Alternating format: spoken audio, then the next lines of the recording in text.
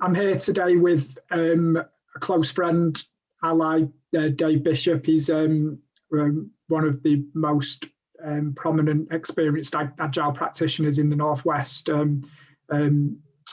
Expertise lies in SAFE, and a credible and strong track record across financial services and aerospace, and keen to just discuss some pertinent points from the last 12 months and how the Agile community has adopted new techniques and changed, and horrible word, but pivoted, and just keen to run through Dave's experience and the wider Agile community, really. So thanks, Dave.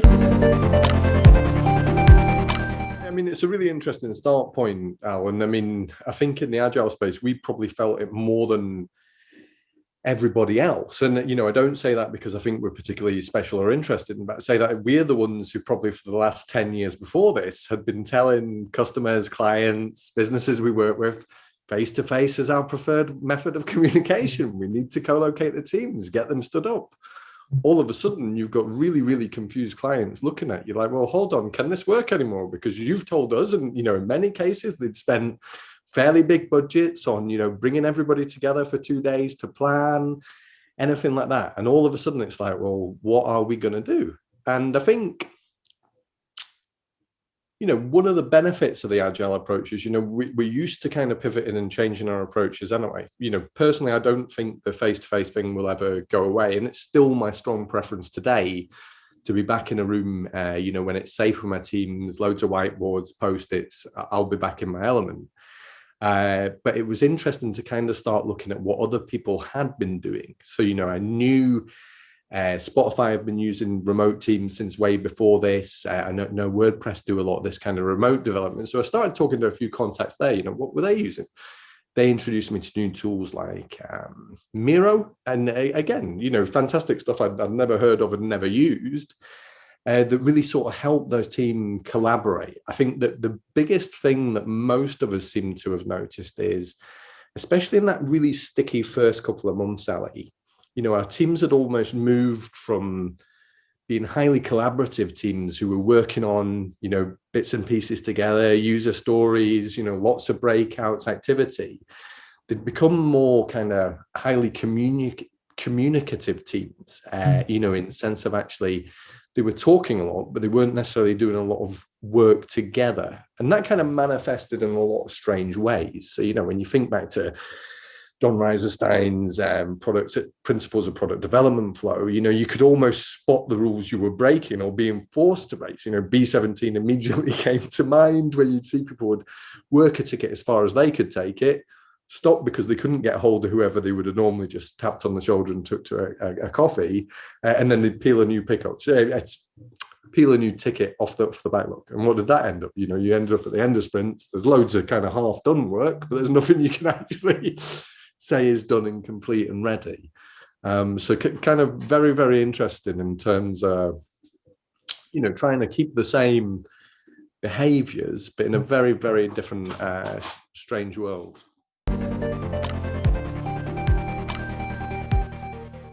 I think there's that big challenge, there's no question here, but big challenge around communication and collaboration, and sometimes they're thrown into the same pot, and for me, very different agendas. But I think that was quite pertinent across definitely our industry as well, that people probably communicating more, but collaboration wasn't there at all.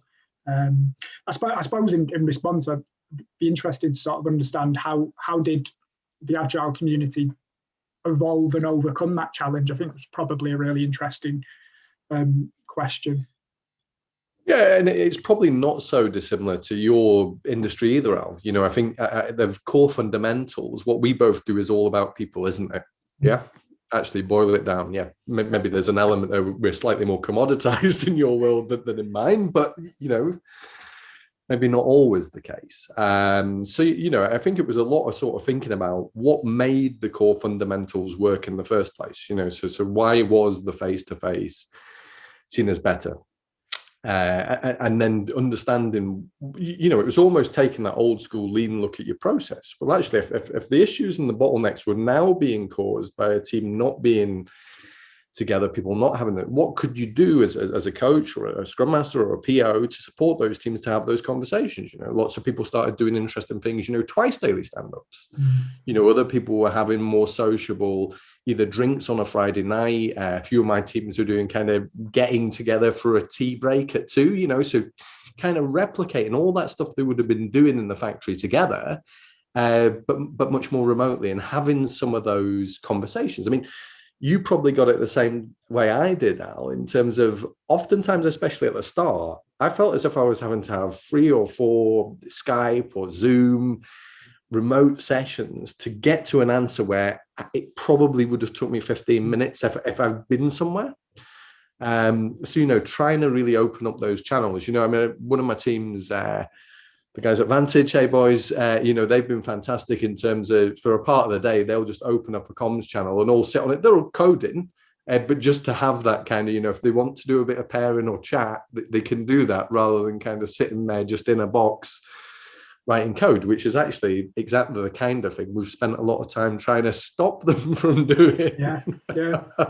That makes perfect sense. I just think there's a really interesting point for me there, that the time utilized and the output from time. So there's almost a discrepancy that, like, getting to I think decision making was elevated and sped up aggressively in March because we're forced into making decisions very, very quickly. But actually coming to decisions or making small changes took so long because you were forced into video content.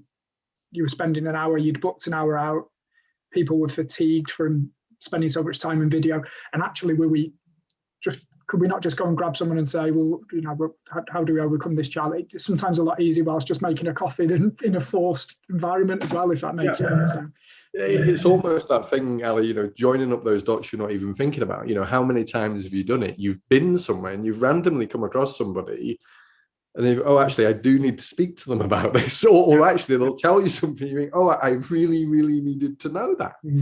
Very, very difficult to manufacture similar opportunities to communicate and collaborate when we're all sitting remotely, I think that, again, I'm probably going to tangent a little bit here. I think that especially the Agile and probably the wider change sort of transformation community are probably the individuals who will get the most out of that phased return back to offices, because it's the horrible terminology, but water cooler conversations. And this is a sort of interesting one when we think back to kind of Agile first principles almost, Al, because, it's in the manifesto, people over processes and tools, absolutely right, individuals and interactions. We kind of have possibly gone a little bit too far the other way. So I think there is a real tool kind of focus at the minute, but there has to be, because we can't make the work happen without the tooling. So like I said, Miro is my kind of go-to now. I spend way more of my day than I would like to kind of code in different Miro boards, so planning, retrospectives, review sessions, whatever else. Incredible tool. And there's loads of this stuff out there, I mean, I've come across Concept Board, Mural. And what's really interesting here is, Ali, it really has kind of brought out the community in people. So people are doing interesting boards and then immediately sharing them completely free. So people can kind of go on and look. And I mean, it was interesting. My friend Jo, she's a Scrum Master at Kingfisher. She was emailing me today. She'd found some, Avengers and Marvel themed boards, all kinds of stuff, like way outside of my artistic capability. So that's been really interesting in terms of, actually being able to replicate some of those behaviors, seeing people write tickets, move tickets. Zoom's brilliant for breakouts. If you've got a decent sized Agile release train in a safe context, maybe 60 people, and you want them in smaller groups, you can do that. The click of a button, easy. You still have to facilitate that. Maybe. I think the other interesting bit is, Ali, hopefully when we get out of this, I think we can get some of the best of both worlds. Yeah. So actually, by having a lot of the stuff captured in tooling, it's very easy to sync your Miro boards into something like Jira for simple export. And actually that's saving replication of someone actually having to type up or scan those tickets or whatever else that was happening face to face. So there's probably a kind of strange midway point, hopefully not too far away from us, where we probably all can be co-located, but it still might not be okay to all be crammed around a whiteboard moving tickets. Yeah. So at that point, what can you see? Well, actually, I don't think it's too much of a shift to imagine, rather than people being sitting at home, they could all be sitting in the same room, having those quality conversations, but while on the tool. And that's one of the things I absolutely cannot wait to run a few tests and learns with my team when I can finally get back to see them face to face.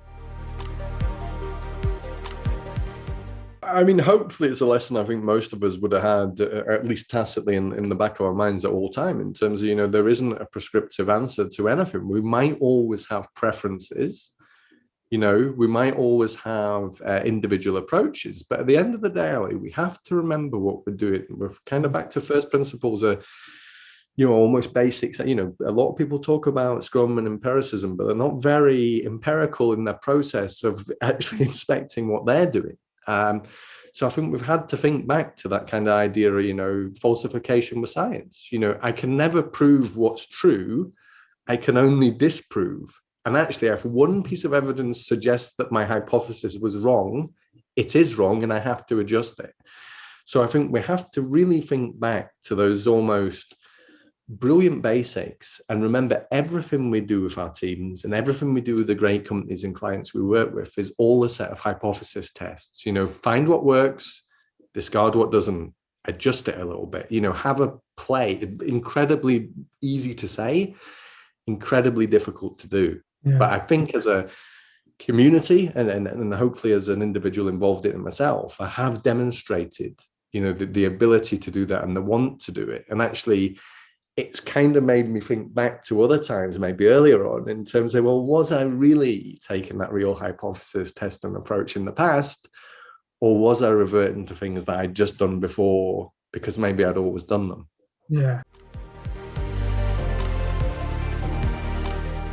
I think the final question for me, and maybe there's some stuff that we discussed here, but in a final point, if with a pertinent point, if you may, if we fast forward 12 months into the future, and just really, how will the Agile community have continued to evolve through 2021, and what will we see hypothetically? It's a great question, Al. And, I certainly don't have a crystal ball, but I think we're going to see all kinds of colours and flavours of this now. So I think, let's be completely honest, there will be some teams that have decided, for whatever reason, cost, personal preference, whatever else, they're just going to work like this forever. Probably not so much for me, and certainly from feedback. And I think this is the important thing. We have to listen to people. It's all about the people, not the processes. Yeah. We have to see, if people are really keen to be back together, and that can be for personal contact reasons as well as work. We're broader than just what we bring to the table as, recruitment directors and agile coaches. We're hopefully fully rounded people who we quite like spending time with. So I think it will be really interesting seeing that kind of mix in turn. And I think, some of that will be dictated, as it always has been, in terms of the geographies teams are based in, very, very challenging, and always has been. This hasn't made it easier if you're working across with teams in India, America, the Nordics. It's just been more of the same, maybe with slightly less face-to-face kind of conferencing activity you might be doing. So I think we're going to see a whole gambit of things, and I think it'll be the art here will be, and this probably reflects slightly back to what I was saying in the last question. I think it will be taking the best parts of everything that we've learned and applying that to what we do in the future even better. And if we don't use that opportunity, there's a real chance we've kind of failed to take a learning there, because I don't think going back to what we always did is an option anymore. Yeah. Thank you very much, Al.